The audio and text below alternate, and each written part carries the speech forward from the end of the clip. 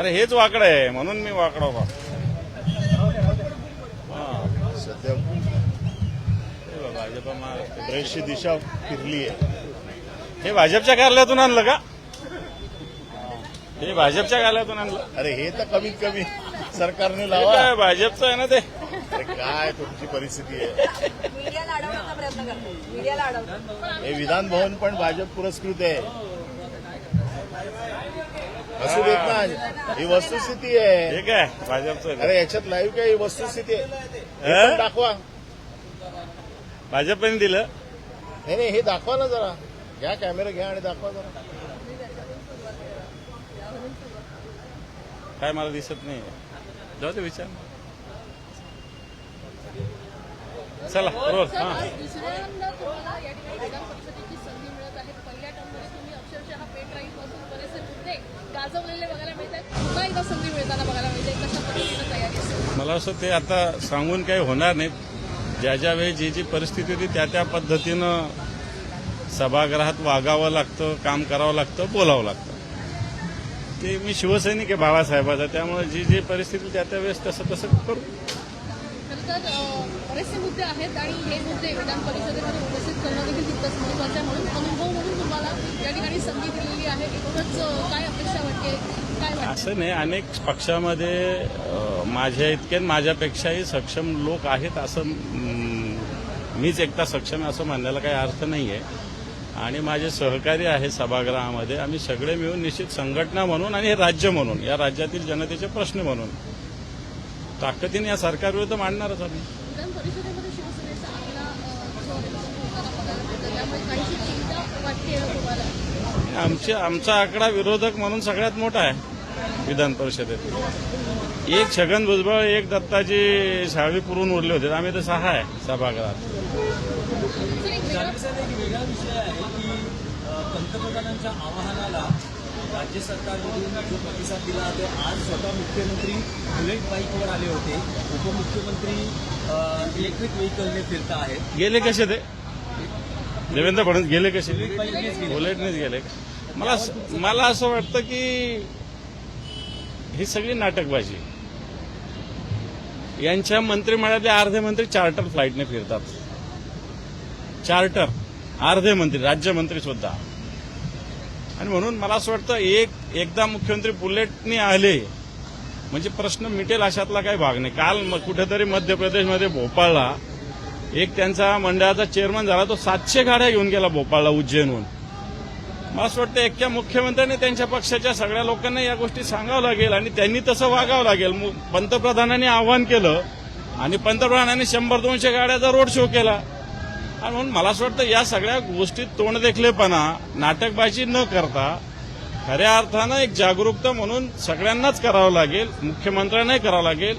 म्हटलं एक दिवस बुलेटवर येऊन किंवा एक दिवस दुचाकी घेऊन हे काम संपणार नाही. त्यांच्या सगळे जे आहेत बगल बच्चे, त्यांना या गोष्टीचं त्यांना आव्हान करावं लागेल. आणखी एक गंभीर विषय आहे की आत्ताच मंत्रालयासमोर कांदा उत्पादक शेतकऱ्यांनी आंदोलन केलंय. संपूर्ण कांदा रस्त्यावर फेकलेला आहे निषेध म्हणून, कारण भाव गडगडलेला आहे, भाव मिळत नाही. कांदा उत्पादक शेतकऱ्यांचं आंदोलन योग्य आहे. तुमच्या माहितीस्तव सांगतो 50 पैसे किलो सुद्धा कांदा जात नाही. नाफेड कांदा खरेदी करत नाही. कांद्याला हमी भाव नाही. कांद्याला कोणतंही अनुदान नाही. कांद्याच्या चाळीला अनुदान नाही. त्यामुळे कांद्याचा प्रश्न हा मोठा व्यापक आहे. निर्यातीवर बंदी आहे आणि म्हणून कांदा उत्पादक शेतकऱ्यांचे प्रश्न अतिशय योग्य आहेत. राज्य सरकार कांदा उत्पादक शेतकऱ्यांकडे पूर्णपणे दुर्लक्ष करतंय. कांदा उत्पादक शेतकऱ्यांना वाहतूक सुद्धा करायला परवडत नाही अशा प्रकारची स्थिती आहे. दुसरा प्रश्न आहे की समस्त कुंभमेळ्याचा बोधचिन्ह काल रिलीज करण्यात आलं. मात्र या चिन्हामध्ये कुठेही प्रभू श्रीराम यांचा धनुष्यबाण नसल्यानं वैष्णव पंथीय जे आहेत ते नाराज झालेले बघायला मिळतात. मला त्याच्यातलं काही माहिती नाही. काय सिंहस्थ कुंभमेळ्याचं त्यांनी काय केलेलं हे मला माहिती नाही. परंतु सगळा विचार करून केला असेल. काय पहिल्यांदाच सिंहस्थ थोडी होतं, सिंहस्थ कुंभमेळा थोडी होतं. वैष्णव पंथीय नाराज कारण प्रभू श्रीरामांचं धनुष्याचा उल्लेख त्यामध्ये करण्यात आलेला नाही, त्याची खोड करण्यात आलेली नाही. त्याच्यावर एकूणच राजकारण चालू. मला माहिती नाही. परंतु याच्या आधी सिंहस्थ कुंभमेळे झालेले आहे. जे मागच्या वेळेस केलं असेल तसंच केलं असेल. नाशिकला याच्या आधी 12 वर्ष आधी झाला होता. सर, आपको लगातार दूसरी बार विधान परिषद में नेतृत्व करने का मौका मिला है.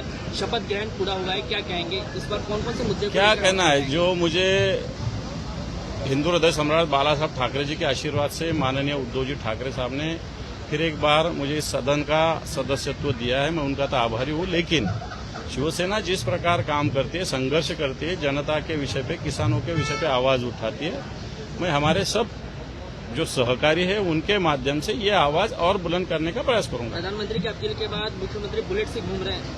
मैं समझता हूँ ये नाटकबाजी है, जुमलेबाजी है। सही उपाय उन्होंने ढूंढना चाहिए। वो अकेले एक बार बुलेट से आने से ये प्रश्न छूटेगा नहीं।